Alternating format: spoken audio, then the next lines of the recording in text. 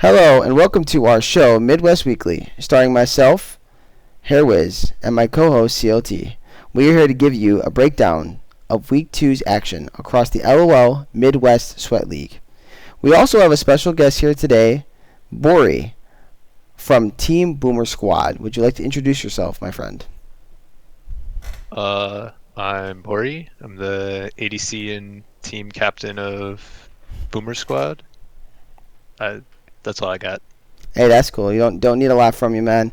Wouldn't it be okay to tell a little bit about yourself? But what's that? That's not important, you know. People can get to know you by your play, right?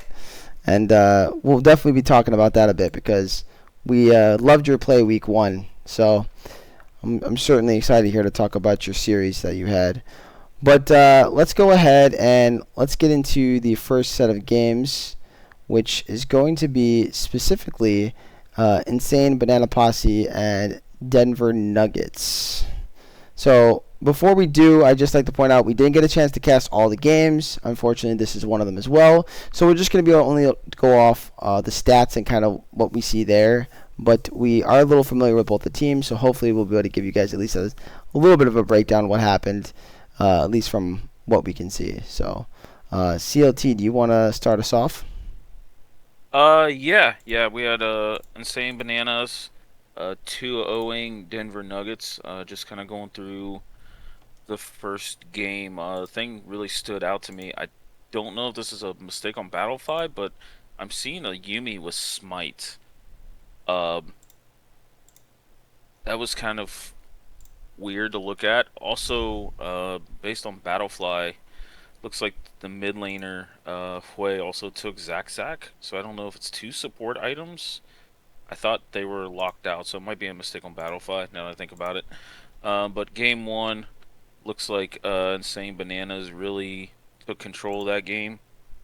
Uh, yeah, you had Flame Dog standing out on the Cane, but not something I see, and it really doesn't show if it's blue or red Cane, but still doing 36% of his team's damage is an insane amount.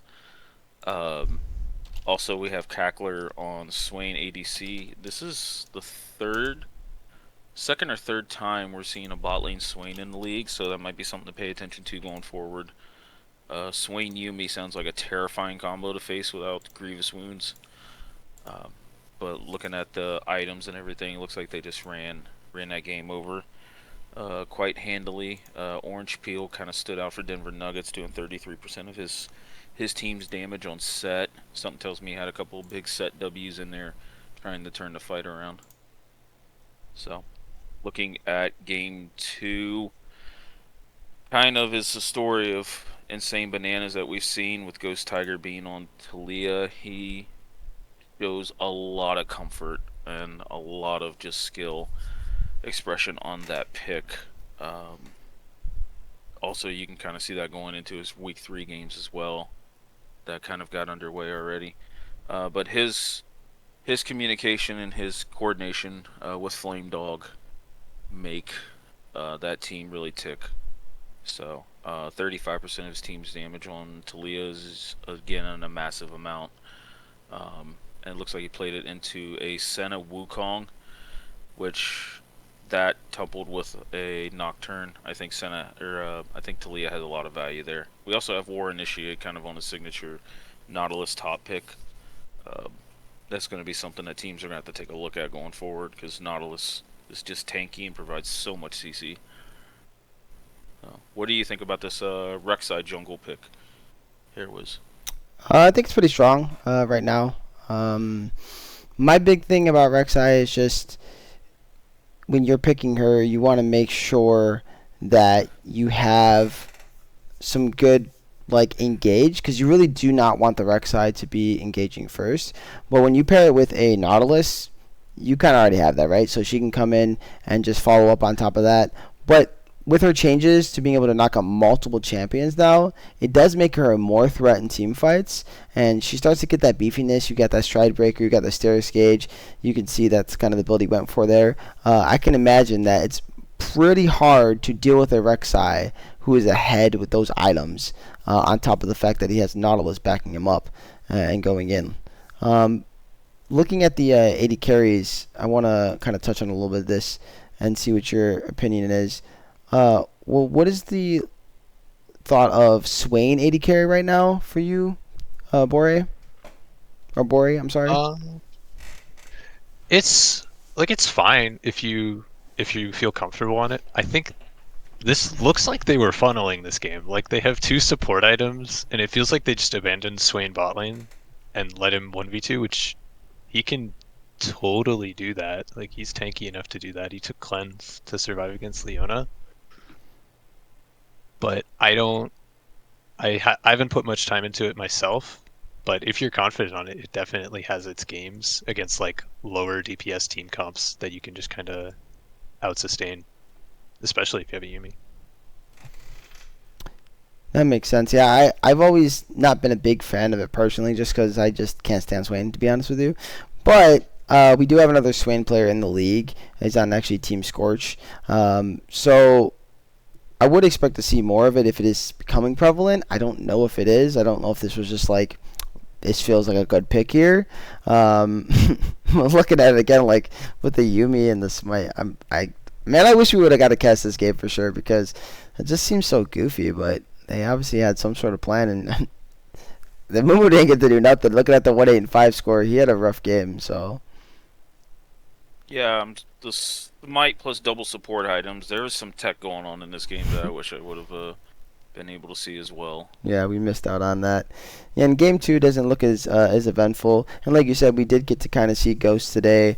So we are breaking down these games after one of the series in week 3 has already been played. But that actually is helpful, because that gives us an idea a little bit of what Insane Banana Posse likes to do. And like you talked about, their synergy between their jungle and their mid, who are specifically brothers, as we just found out. That's part of why, I'm sure, is huge. So the setup there, I imagine, was just simply the fact Nautilus goes in, locked down with a nice Weaver wall, and then Rek'Sai just follows up with whatever target she can land on, and GG to the fight. Seraphine, just click R, please.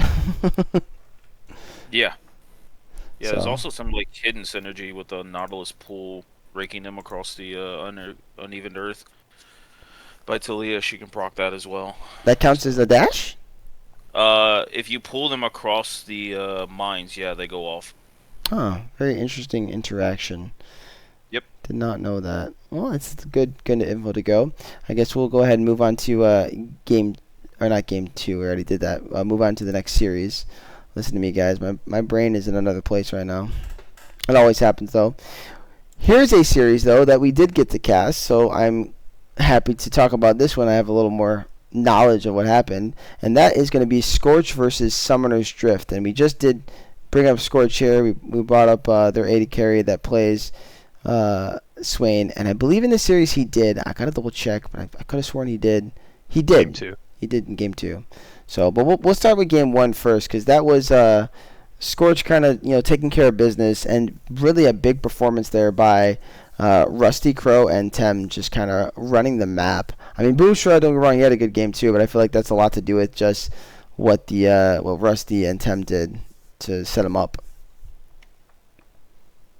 Yeah, unfortunately, I was not able to check out this game, but I know you were casting it and you were hyping up this whole series as I kind of tuned in later.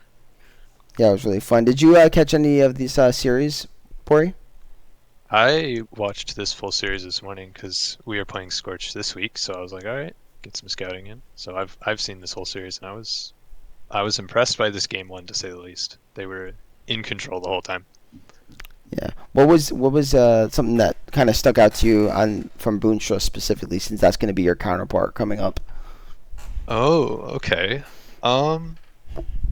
He's clearly aware of the whole map. I think he gets 2 cross map rocket kills, either in this game or there's another Jinx game this series, and he gets like cross map rocket kills the whole series. So the team is clearly calming with him to try and feed him kills. Like, this team is, you want your Jinx to get the kills. You've got a pretty strong front line and a Soraka, so yeah, these rocket kills are great. Absolutely. And I do remember, yeah, it was game 1 and game 3 he got it, because I was hoping we'd get some more cross map kills and game 2. I like to keep with the trends, but you don't always get what you want. But yeah, the Jinx rocket was insane. I just can't remember who he killed. It was One Punch Zach on the Ivern. I remember now specifically. He was walking up towards the. But it was like in top lane. Yeah, it was in top lane. I think he was walking towards his turret maybe. But yeah, he just possibly got a kill onto the Orin, something along those lines. It could have been, and then he got sniped right afterwards. So it was pretty disgusting. But I'm not surprised that from Boonstra, he plays that Jinx really, really well, and the cross map from the 80 carries to me always is just insane because Ashe players, Jinx players, Ezreal players, Draven players, anybody with those types of ultis, and they always seem to nail them. Like, you're thinking, like, there's no way. This is the other side of the map, and all of a sudden you're just watching this thing travel on the mini map. Next thing you know, boom, they're dead or they're stunned or whatever. So I'm not surprised by that. On the other side of things, from Summoner's Drift in that game 1, Serverday was just doing everything he could to keep them in the game. And if you're wondering, that's actually Havoc. I should say Serverday is his name here on Battlefy, but it's Havoc in League, and he was doing everything he could to keep him in the series. I remember multiple just humongous set W's and just demolishing Boonstra specifically, just deleting him. But unfortunately, it just wasn't enough in that game, and they ended up losing game 1 in pretty quick fashion, I think. It was 23 minutes, so pretty dominating. No, I'm sorry, it was 35 minutes. I apologize. It wasn't quick. I thought it was 23. No, it was 35. Yeah, 43% of team's damage is insane. Yeah, that's just nuts. 43% on the set is crazy. Let's go ahead and go over here into game 2. This was the one that Summoner's Rift did win, and we're talking about Havoc here again because this was just his game. The Darius 16-2-2 game. The man was unstoppable and just dominated everywhere he went. Made this Renekton not even a champion, and just took over the game. But this was the one where the Swain was picked again here, and looking at it, we thought the Swain was going to be able to carry the fights, but once the Darius got in there and started killing him, it was game over. I do remember tuning in and watching this, and yeah, this first of all, the set support kind of stood out, but then Havoc really carried this team through the mid game to the point that Jinx got to those items where she could start knocking down the Swain pretty heavily. But it was a very entertaining, very back and forth game. I mean, 25 to 24 kills. There was a lot of fighting. And this is another good opportunity here, Borrey. Let's talk about the other side, the other 80 carry, Big B Tiger. What did you see from him in the series? I know that wasn't your main focus, but you got to watch him a bit as well. Was there something that stood out for you?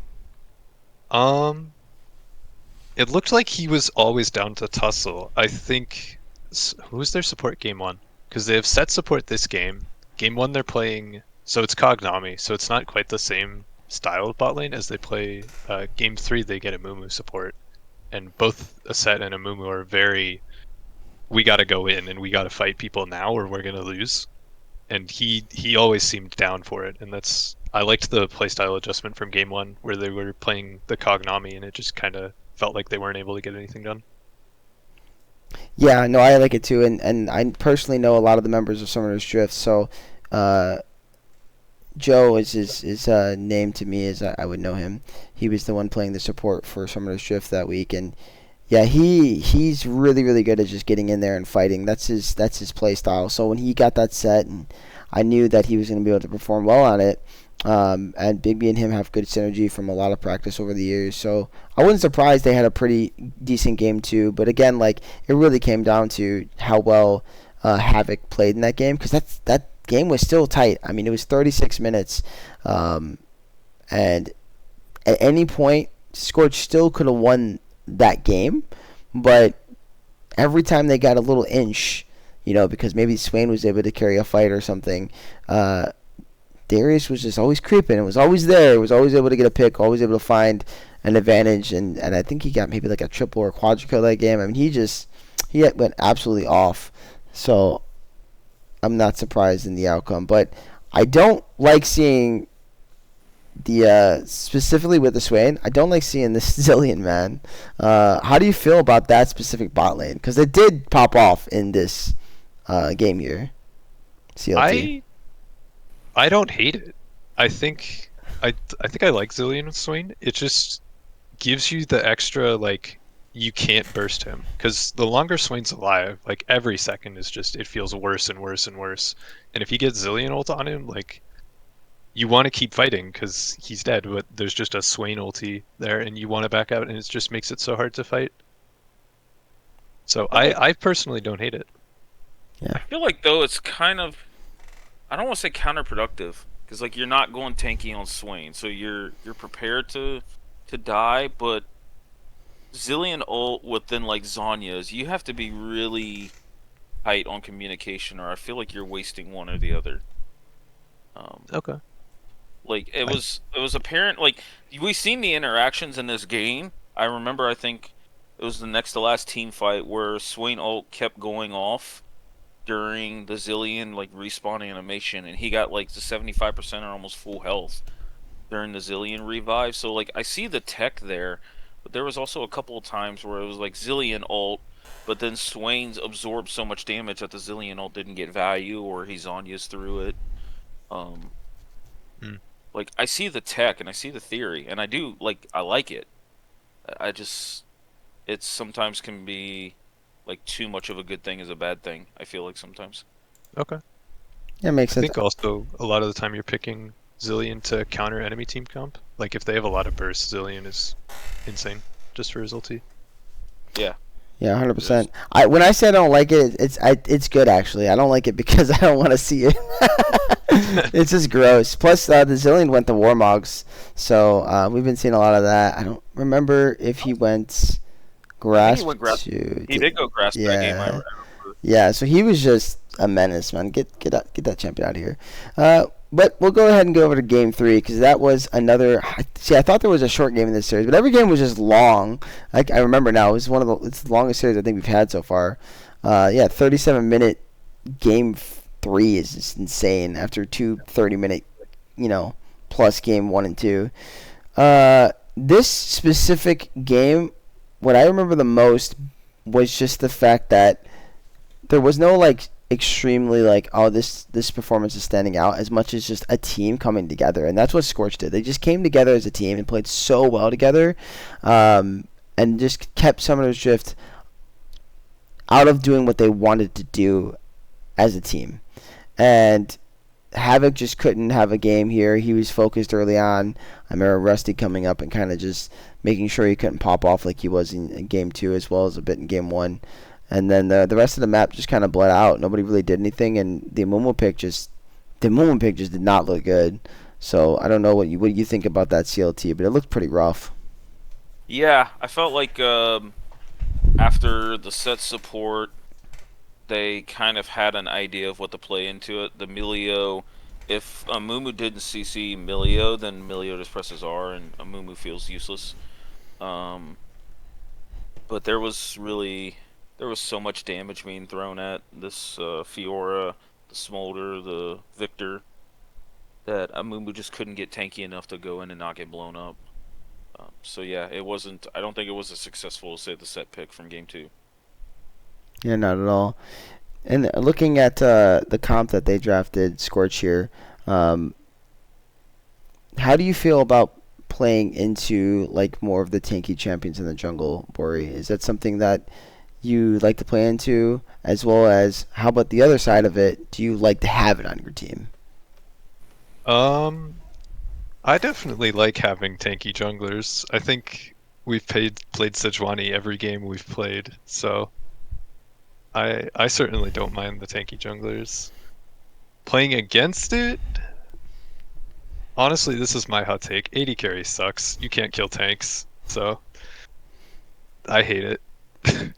You've heard it here first, folk. A 80 carry complaining. What's new? By the way, your role's been buffed for a whole freaking split, man. Jeez Louise. I can't kill I'm, tanks. Oh man, I'm not gonna continue this take, but I feel like as a mage player and a mid player, if I can't depend on the 80 carry to kill the tank, I'm not doing it. So, I'm not saying I agree with him because there's some of them that pop off. Like Smolder really melts front lines if you give him enough time. I just think 80 carries now are so comp dependent that it's it can sometimes be difficult if they don't have enough tools to chop down a big old tank. Yeah, I can certainly agree with that. Well, we'll go ahead and we'll move on. As we know, the outcome of this series ended up being a 2-1 victory for Scorch, and certainly a really good one. And they looked good on their debut this split. So I'm looking forward to them playing you guys in week 3, as that's going to be pretty exciting. Let's go ahead and jump into the next series, which is your series, my friend. So yeah, that's Boomer Squad versus Sad Jellyfish. How about we start with this? You can lead us off, my friend. You can tell us about how kind of the first game went, and we'll just go from there. Okay, so game 1, going into this, I think I'll start a little bit of draft. I saw they played Gwen Jungle last week, and it went crazy. But I don't know. I didn't really expect it to come out again, and then it came out game 1, and it was a force to be dealt with. And we won a fight at 20 minutes, like pretty much like exactly like 20 minutes 30 seconds. Baron just spawned, and we decided to go Baron, and I was like 300 HP, and I died to an Ezreal ulti, and then we lost the game. That was pretty much my view of it. Like the next 10 minutes was us losing.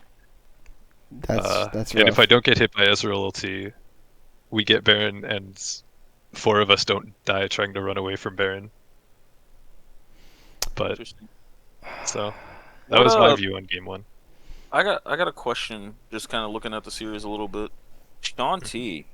I've been seeing. I've casted I think 2 of his series now, and he definitely he just picks his windows really well and knows when to pop off. What was it like facing against him and Marcutie? I know Marcutie loves roaming the map. Yeah.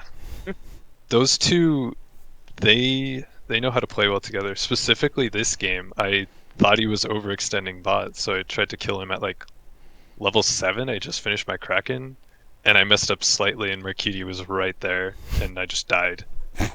So after that, I had to play safe. I'm not laughing because it's funny, by the way. I'm just laughing because I could just see you like shitting your pants, going, "Oh shit, you want to see?"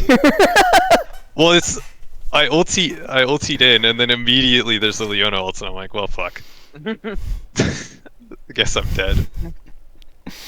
Yeah. I said I've casted, I think, like I said, twice for Sad Jellyfish, and Marcutie goes everywhere. Like I can imagine the question mark pings that come in the middle of his solo queue games. Like, bye. Just use it somewhere. The guy should pick up Pike. I actually think he plays it, by the way. Of course he does. Yeah, so prepare for that. Maybe you guys will meet again in playoffs and be able to get some revenge. But You'll see him in solo queue. Yeah, maybe you will. Until then, though, you have the outcome that is the game 1 loss. But I mean, I'm looking at it like you said. It was close. It seems like it was pretty close, though. I mean, it was absolutely 24 kills to 22 kills. Is that what I'm seeing? Yeah. Yeah. So it was. Both of our games were close. Yeah. Oh, I executed this game in a really funny way, but that's not really important. Oh well, tell us the story. Yeah, tell us the story real fast. What happened? I was getting dove bot, and I think Changi had died, my support, and me and Sichuani are under tower, and Shanti's in front of us at like 300 HP, and I think jungle supporter behind us, like in between our tier 1 and tier 2. And I'm like, all right, just kill Ezreal, and we run forward, barely kill him, and I'm just running away from Gwen Leona, and I execute to their tier 1. Nice. So that's why we have 25 deaths and they have 24 kills. Oh, okay. You dirty enter. I see. Thank you. You're welcome. You're welcome. Yeah, no, I can see it. He played the Sejuani here again. I remember him playing it in the series in week 1. But he looked like he had a fantastic game again, too. 9-3 and 7 scoreline. What's it like playing with him? And have you been playing with him for a long time? I have played with Taco for the past 5 years since we were on a team together in college. And I would trust his Sejuani with my life. Okay. That's my opinion. So his name is Taco for everybody to know now. We'll call him Taco. Yep. We call him Taco. No, that's awesome. I think your team, like, overall, from what I've seen, does look very, very good, and the clips I've seen of this game a little bit too. You guys definitely have a good centerpiece of how to win as a team. So, um, I wouldn't even take this series, badly. You stay close with the champs, and that's all that matters. Keep ramping up. But with that said, let's go to game two here. What happened in game two for us? Game two. Game two was also close. I think we could have won both of these games. I don't know. This Mundo champion is crazy. Like, he just ran at me and killed me. Like, I did 57,000 damage this game, and you would not know it by looking at this Mundo. Holy moly, you did a lot of damage. I'm looking at that. Yeah, you must have been hitting Mundo. That's the problem. I hit Mundo, and he ran at me and Tang, and both of us couldn't CC him or get away, and then that was the whole fight. That's insane. And you guys have CC, though. I don't understand. I understand you can block one form of CC, but, like, what was your front line doing, I think the game losing fight is our Scions on flank trying to ulti in, and he barely clips a wall, and it's the most tragic thing. So, like, our flank falls apart with our front line going in, and then Mundo just runs at us and we die. That's insane. I think Team's jungler had a Zac moment where he was on autocast on his slingshot and just, like, bunny hopped over a wall. I've seen it's a feels bad moment when stuff like that happens. It's nobody's fault. It's just really sad when it happens. Yeah. What like, this is now what, the third time you've played Smolder? I've played 2 Smolder games. Okay, I know, like, from a mid lane point of view, my opinion on Smolder, but where do you think he fits in his bot lane meta? Like, what's your thoughts on I mean, I said earlier, I think most of my standpoint of AD carry sucks is that if you're an ADC and you buy crit, you feel like you're the most useless thing in the world. So, like, ADs that don't buy crit actually feel useful, and Smolder does not buy crit. He buys random shit, and he does a lot of damage. Yeah. Interesting. This looks like looking at your guys' comp, this brand pick by Salt, it's not something you see mid often, but it looks like it had a lot of value. Yeah, we have like triple melee. 2.5, 3 tanks this game. Brand is good here. Brand shreds. Brand's laning phase is also so dumb. I hate that champion. It's underrated. I think, we've played it in the past too. The brand pick is actually really, really strong, especially if you know how to perform on it. The biggest thing is he's obviously susceptible to a lot of CC due to the fact that the man can't do any dashing around, right? But that doesn't matter if you have happy feet, so no stress. But that's Ari and Zanya's. Yeah, kill everyone. Who that's cares? basically it. Yeah, I mean, so that's his biggest weakness. But, like, he kind of reminds me a little bit of fighting Aphelios. Okay, yeah, we're going at him. We can kill him, but can we kill him in time before he kills us? And I think that's what Brad's wanting to do. He's like, yeah, come at me. I'm just going to drop all my abilities in your face. It doesn't matter that you're going to, CC lock me because I get them all off in time. It's fine. And so I imagine there was a couple fights where that probably happened. You guys locked him down, but he was able to get off a couple abilities, and then your tanks were shredded enough for everybody else to just kind of clean up after that. So I'm not surprised. But you would say that it still felt pretty good as a series overall, right? Oh, these games were great.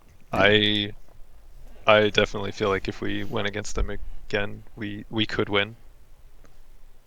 That's a good mentality. Not out of the question. So no shit talking for them, huh? You're not gonna drop any spicy stuff for us, moving forward. Oh yeah, they're so bad. I got lucky. I don't know. They're good. Like, they won the league. You know that. Yeah.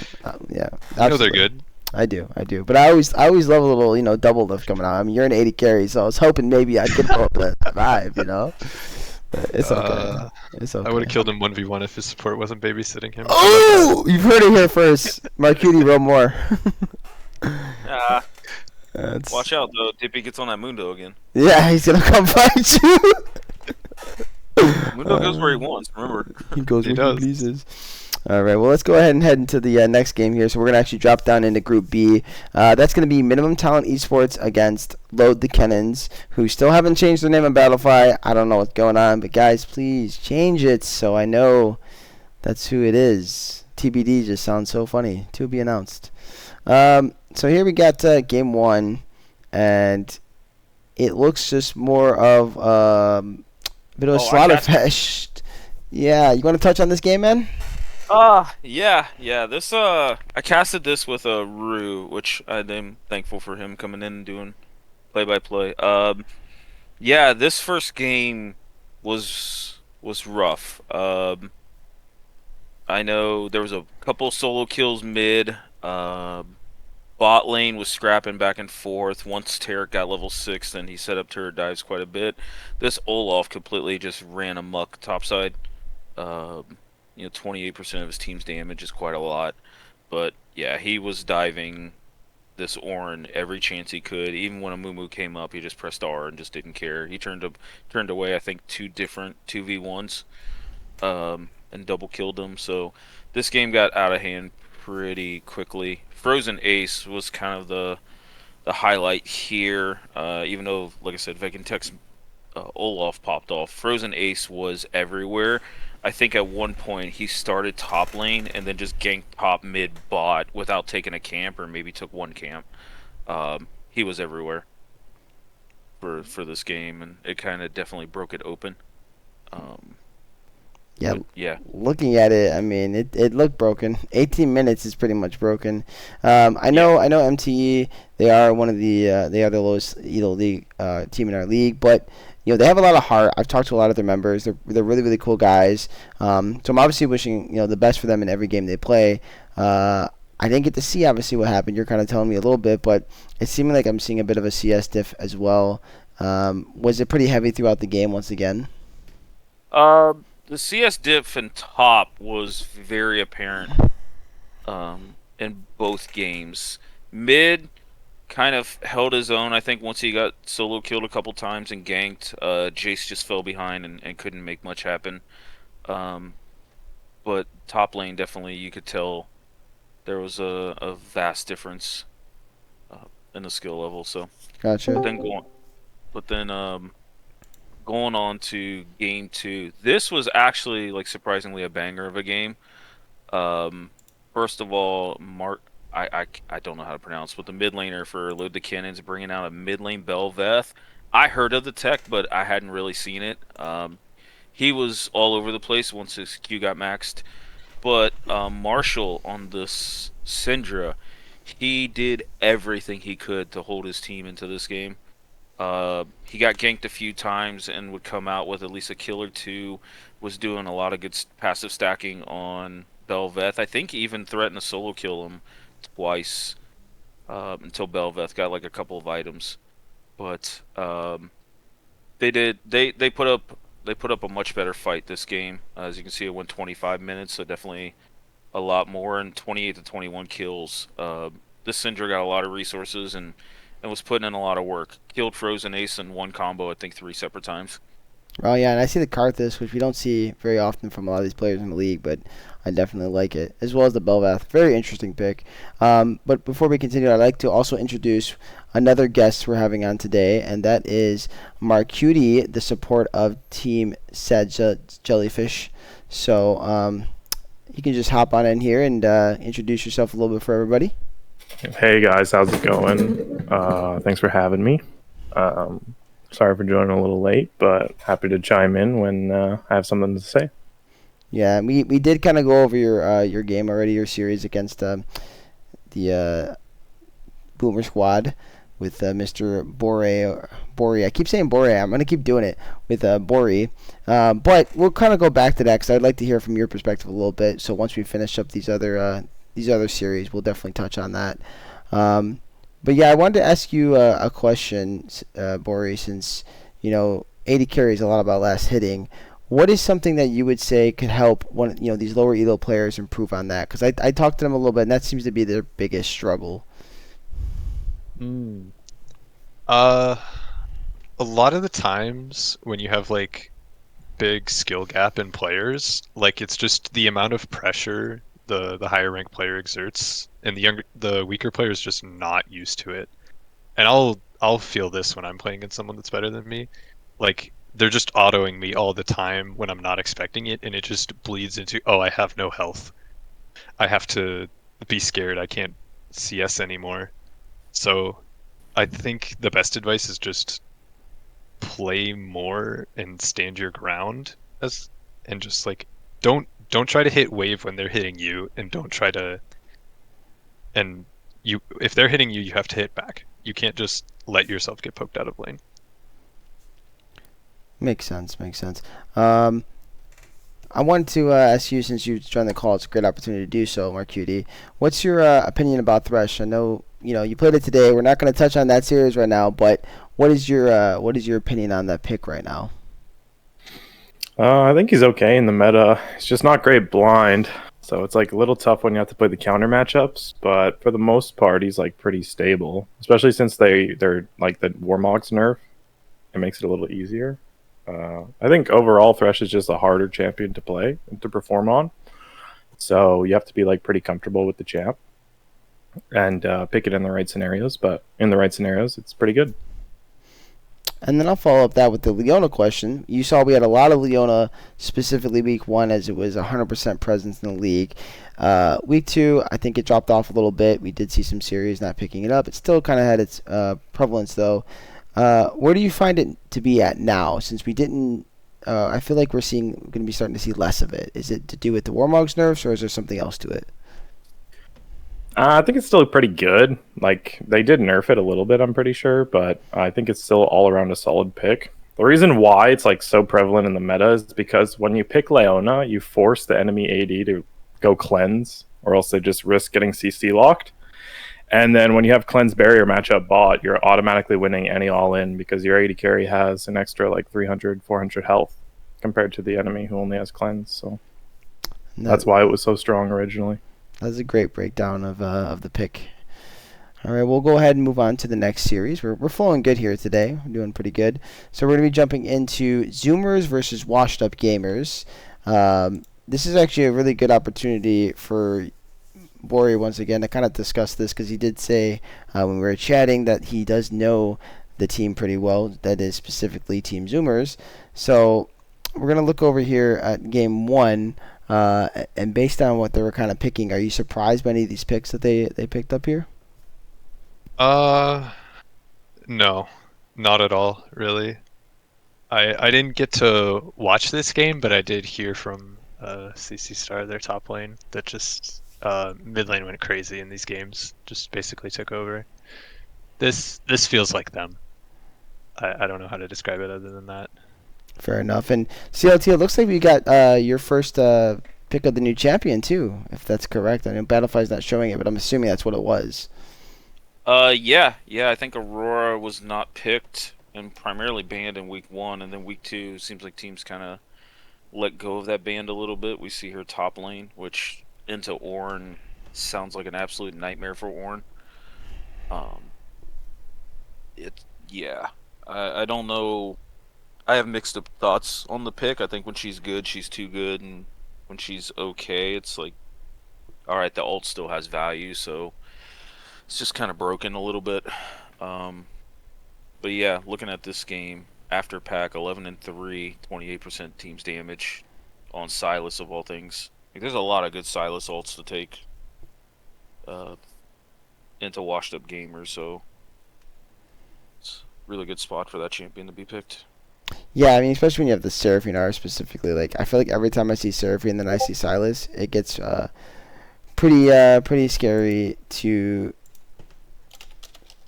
be the enemy team, because he's not only going to do what you want to do, which is lock you down with a nice charm, but then he's just going to be able to do tons of damage with it because he scales so well. It's terrifying, and that's not even including, like you said, other good ones to take. The Ornn R. I don't really think the Nocturne R is specifically great, but it is great in terms of if he's trying to go roam quicker. So the Rise too, actually, for that matter, which I'm interested by the Rise. Anybody got an opinion on that? Because I feel like that champion isn't specifically strong. So if anybody wants to chime in, any three of you are welcome to. In my opinion, I feel like Rise is he's okay. He just does a couple things good. Can roam well, can push in, but I think he's just good at a few things. And if something indexes against him, like early wave clear, like Talia or something, then he gets put on the back foot. He still does scale very well, and he gets deceivingly tanky. Not sure what the other guys think on it. Any opinions, Marcutie or Borrey?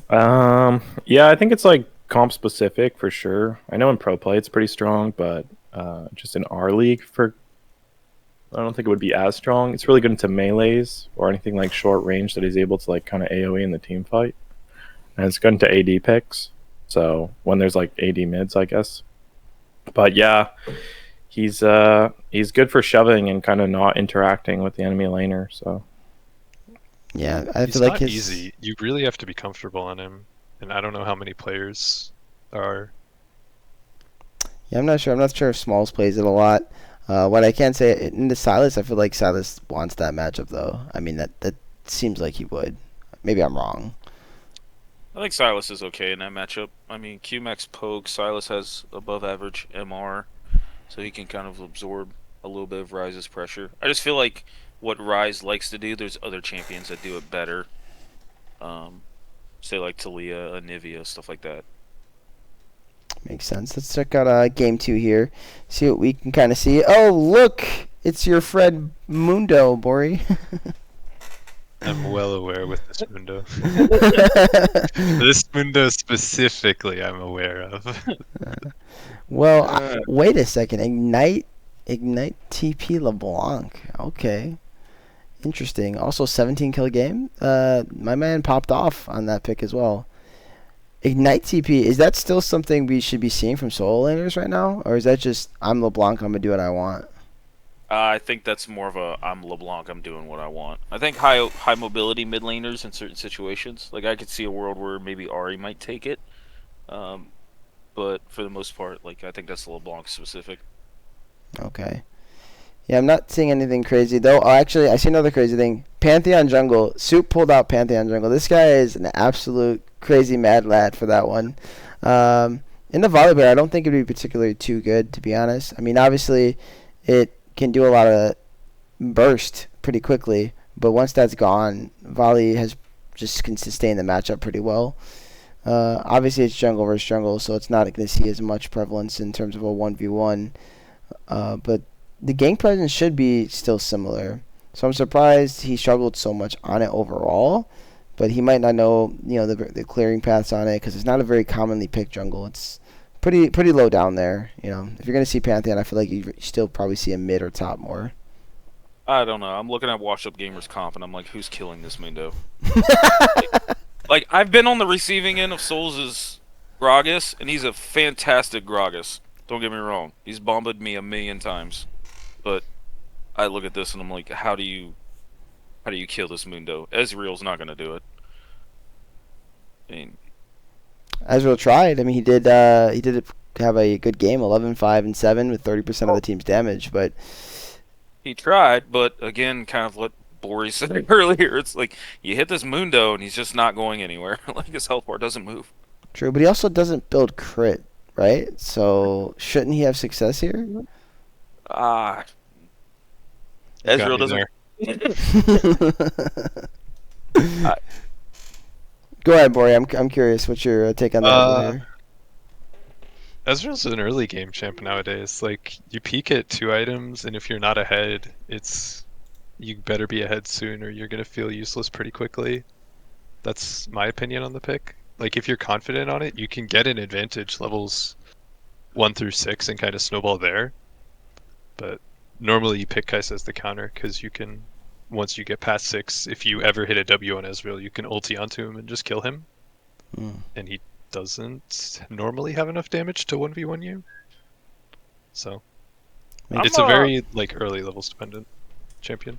I got a question for Marcutie. What's the thought on the Seraphine support? I'm seeing it slowly more and more.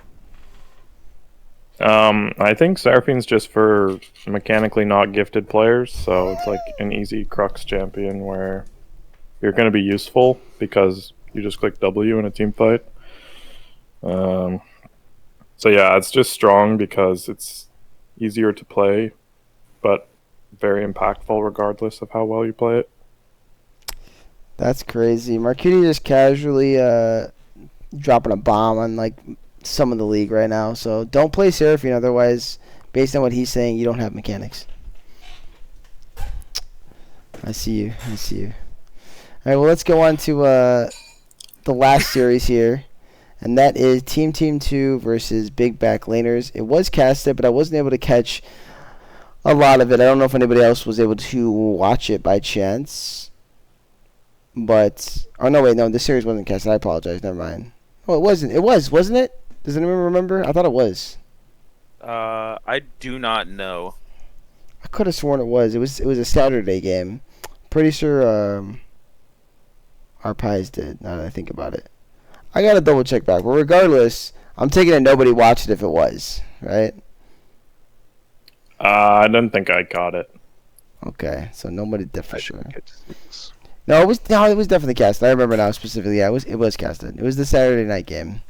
So, but with that said, we'll do our best to kind of again go over what we can here, guys. Kind of looking it over here. This was a full 3 games, and game 1 was a 32-minute game, so it was pretty long. Geico was back and had a really, really good game on the Ezreal. Back Geico. Yeah, good performance right there. 269 CS in that game, 8.33 a minute. 42% of his team's damage, which is absolutely, like, insane, by the way. Nobody had over 20% on his team. That just doesn't even make sense. On the flip side, Big Back Laners, looks like, as I'm saying that, Low the Man did the exact same thing with 47,000 damage, and nobody on his team had more than 17,000. So it was a battle of the 80 carries, it appears. So since it was the battle of the 80 carries, we'll just bring Borrey back in here for this one. And what's the take on Ezreal versus Zeri here? This looks like a hands matchup to me. Like whoever has the bigger ego should win this. Like Zeri is very pro skewed. If you're better at the game and you're playing Zeri, you should win. And if you're better at the game and you're playing Ezreal, you should win. So this is definitely an ego game to me, and looks like they both have pretty big egos. I'm going to say this is an 80 carries not weak game right here. Yeah, all the things you said about can't kill tanks, they were killing tanks. Okay. Oh, Are to there be fair, tanks in this game? to be fair, only Orin's the tank. I will give him that. But I'm also like side noting here, AP Karma support. That's a little bit different. This sounds like it's right up Marcutie's alley. I don't think I'd ever play that. To be honest, like I'm looking at the Braum pick in this comp, and it doesn't make a whole lot of sense to me. I probably wouldn't pick it here because with Zeri, I feel like if you put this Zeri with an enchanter, she did 46% of her team's damage without an enchanter. If you put an enchanter there, I bet that number goes way up. It's just a hard carry game with an enchanter. That's true. Yeah. And Braum doesn't strike me as a great duo with Zeri. yeah, I mean, looking at it, to be honest, it's a good chance that they could have even won the game then, just based on doing a little more damage. But I think how much more you want him to do. I mean, I don't know, 52K? Because his counterpart did 51, so if he just did a little more, I feel like that would have been a victory. Let's go ahead and... The first time we see a mid lane Aurora. I know Zelda guy's been spamming it. So this is also quite interesting. We played Aurora in our series. Oh, really? Okay. Yeah, we played it game 1, I think. I don't remember. All right. Didn't you play it twice? Did we? Maybe I'm wrong. No, we played a Zero game too. Oh yeah, I remember your 0. Well, not yours, but your team's. We'll have to look back at that now because I'm kind of curious. I don't remember seeing it, but it's also because Battlefy is showing, the blank thing. It's not showing anything. There's no champ there, so it throws you off, and you kind of forget that it exists. So good point out there though, CLT. Let's go ahead and check out this game too here. Looks like big back laners were able to get a victory back here to tie up the series. Looking it over once again, it was an 80 carry game, but this time Low the Man was able to dominate his matchup and finish with an 18-9 scoreline on the Kaisa. 51%. 51%. You thought 46%? 51% of his team's damage, bro. Yeah, that's crazy. And I think this is like a good example of showing like if you pick a strong lane like Nautilus Kaisa into like a weaker lane, like and they're similar skill levels as players, you can just see how hard he's carrying. Like compared to last game when they pick a better lane combo, they just like go crazy. So That's to be fair, like there's nobody outside of Orin on Team 2 that's like absorbing all of these Kaisa W's. Like he went primarily AP. Borrey, what's your thought on like AP versus AD Kaisa? Do you think they both have spots, or do you prefer one over the other? AP Kaisa is way more common nowadays. I have more fun playing AD Kaisa, I know that. But generally speaking, if you go AP, you have like your champion is useful when the team comps are just looking at each other, as opposed to if you're playing AD Kaisa, you're just waiting for a fight to happen. So You gotta also the note Vel'Koz mid. It's not something you see often. I know Zelda plays it a little bit as well, but that's a highly mobile team comp to be playing like an artillery mage into. yeah, that's probably pretty tough. Yeah, a lot of free insects is what I see. Yeah. I mean, artillery mages have spots, but that's not the one I would slot in there. Like I think something like Ziggs, where he could at least like C4 himself away and disrupt like some of the mobility. And I see Levi picking up Lissandra again here too in back-to-back games, and I remember him playing it in the first series they played. So it must be something he really enjoys. I'm just interested to know why he enjoys it so much, because I don't particularly like the pick right now from what I've seen of it. But does anybody have a take on why it might be good? I mean, obviously we know the CC is great, but like why it could be good now? The AP ratio buffs on Q definitely helped her. I think post Leander, he's like second item, you're one-shotting the backline. No, really? You think so? I don't know. I think so.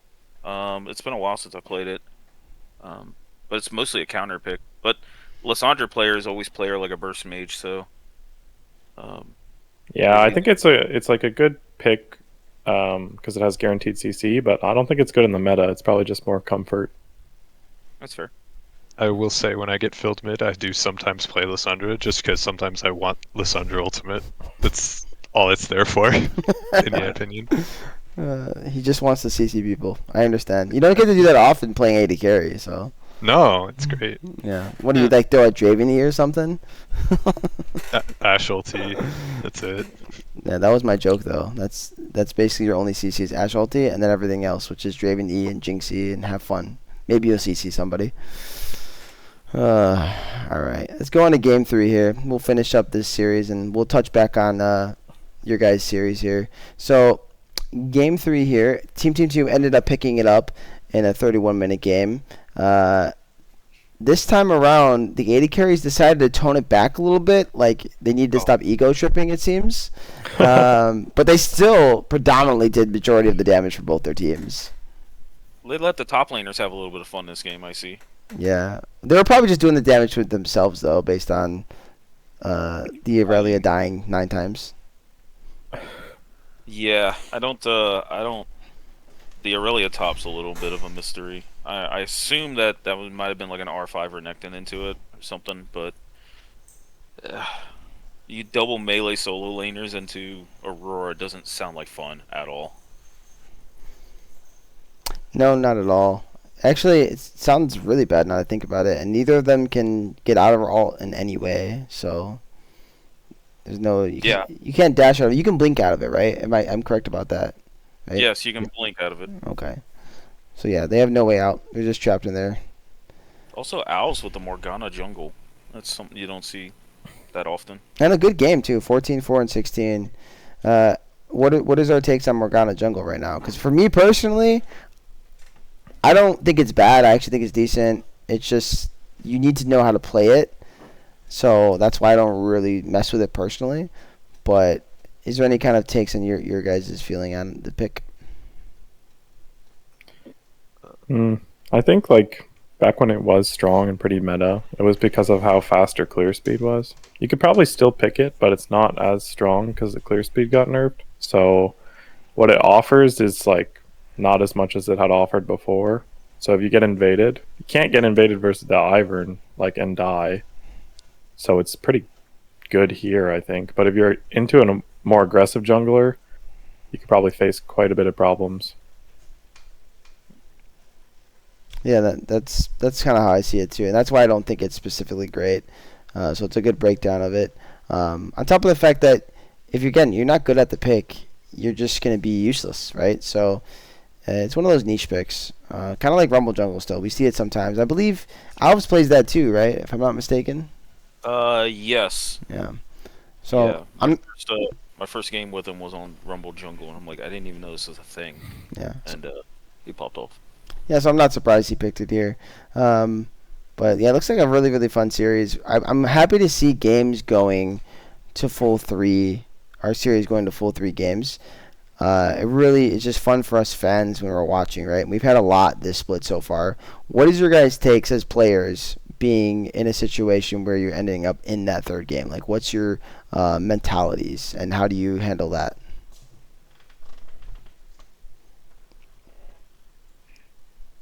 Either one. Well, yeah, I can go. So, as someone who just lost their third game moments ago, spoiler, you know, it depends if you're coming off a loss or a win, obviously, in the second. But I think most of the time you just kind of want to focus on that game and not worry about the series as a whole. I guess it's like a clutch factor. Some people have it, some people don't. Clearly, I don't.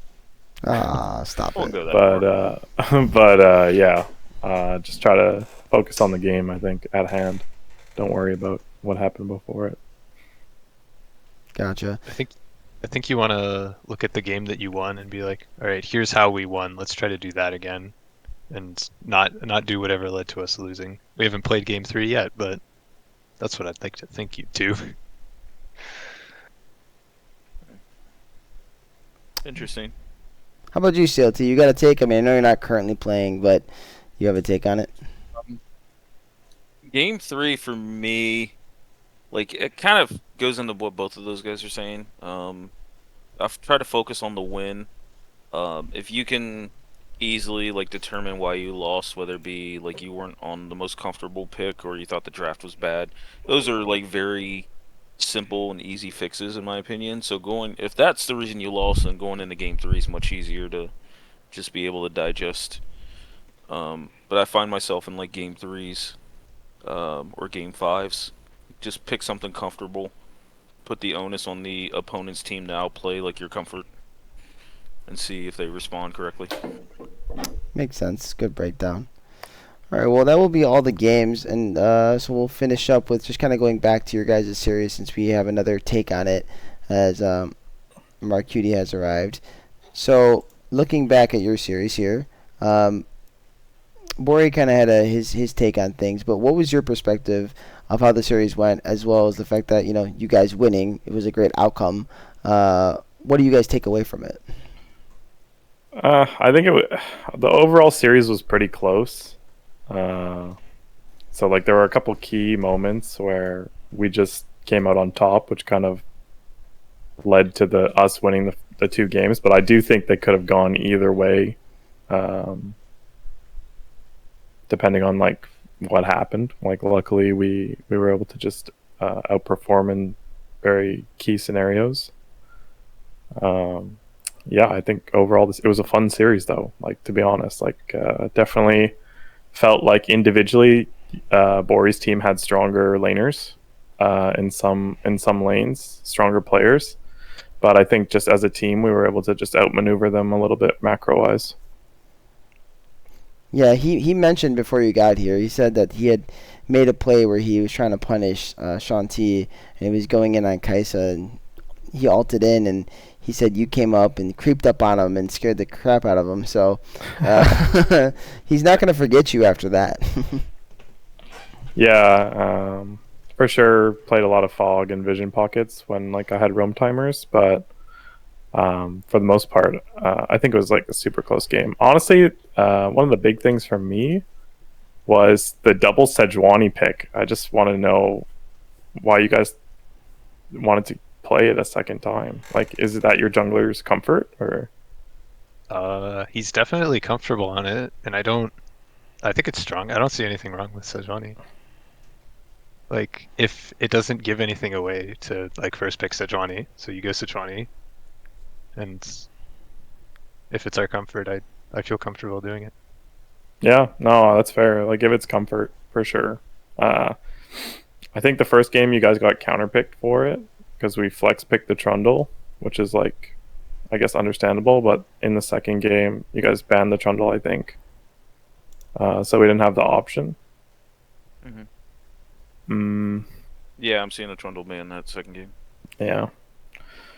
But yeah, from a lane perspective, I think the bot lanes were like pretty even. I think we mostly won bot lane because they didn't contest level 1 ward bot. So I think that was big for us, especially in the melee matchups that we played. So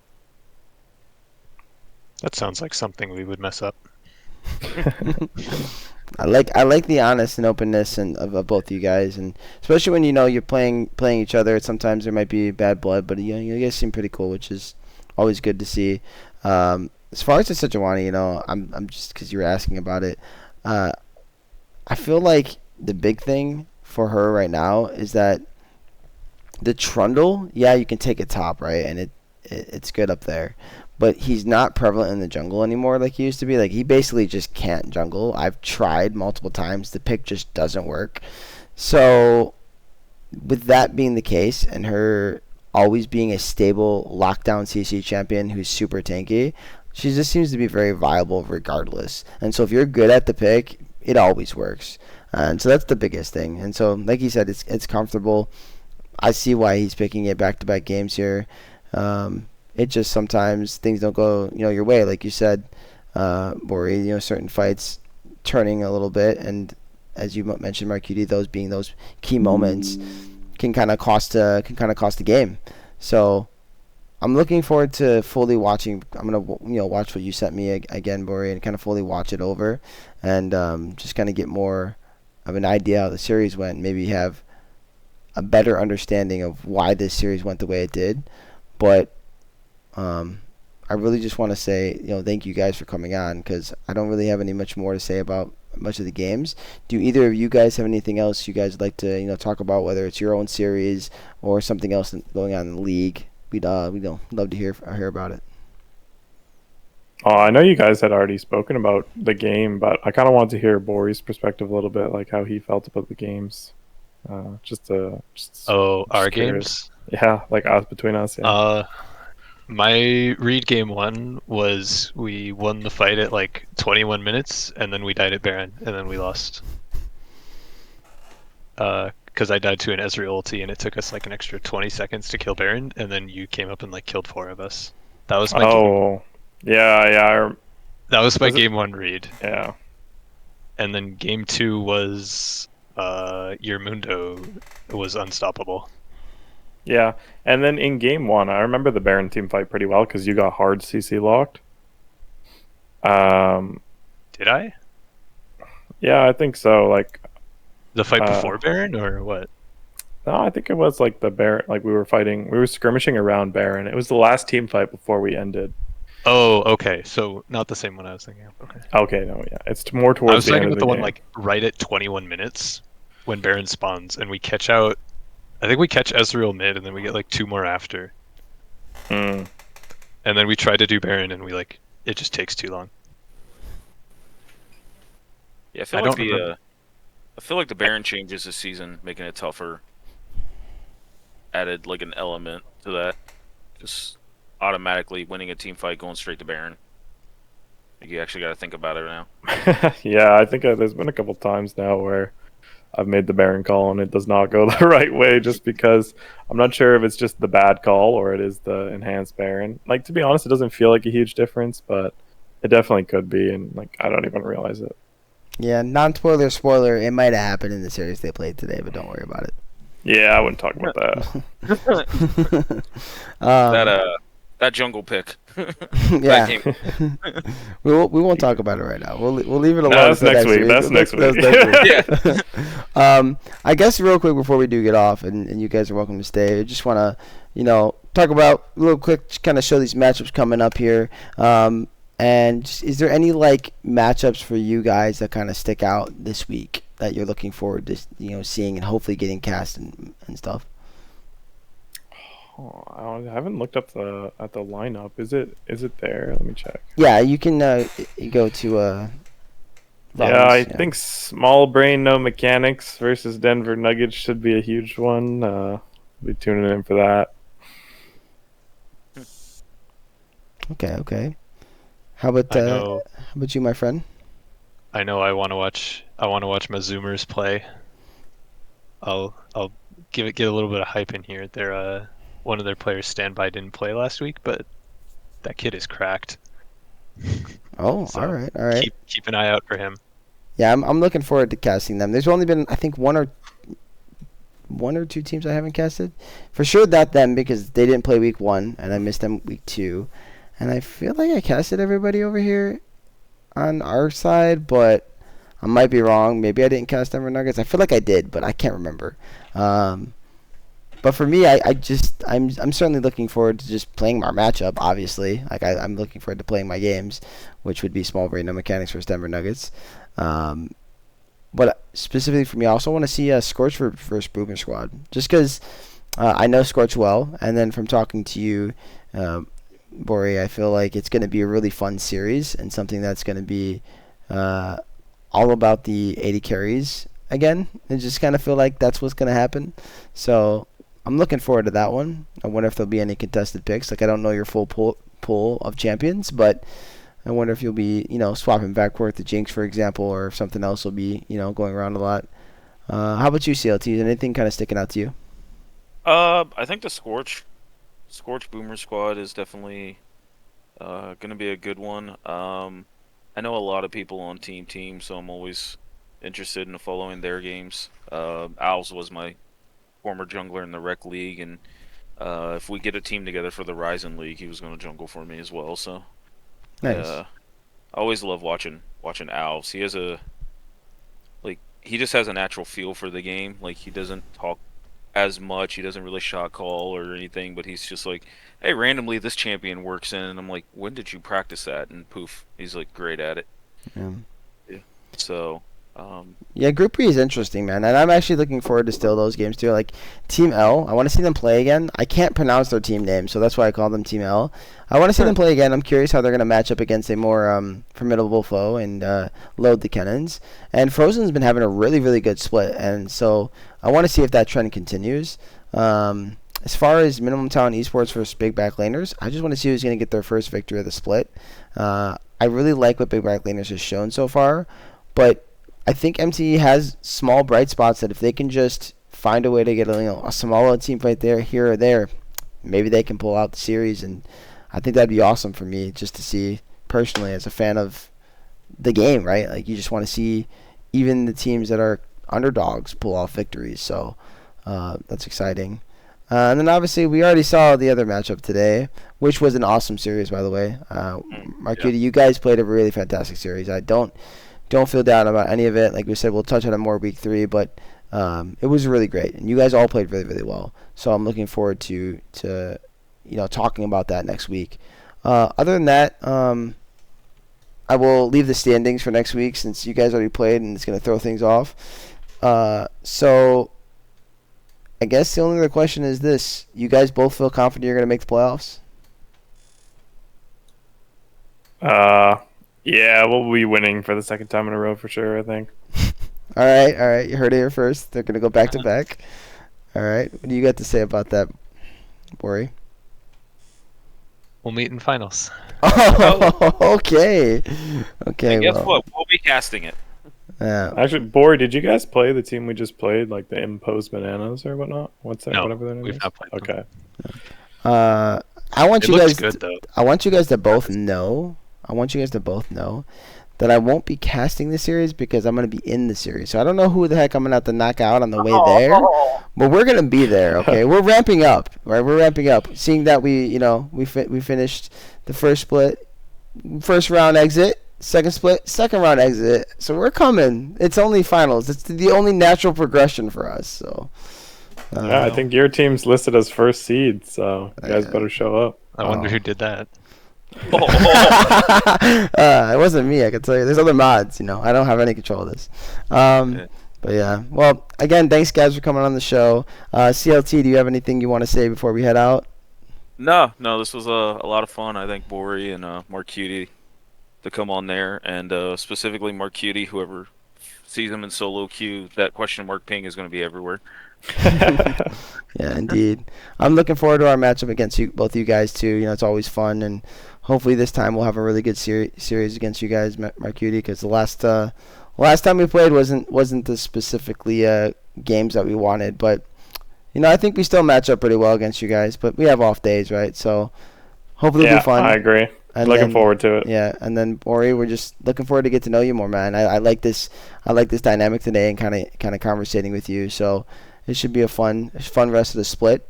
But thanks again, guys, for coming on the show. Thanks for everybody that's going to be watching at home.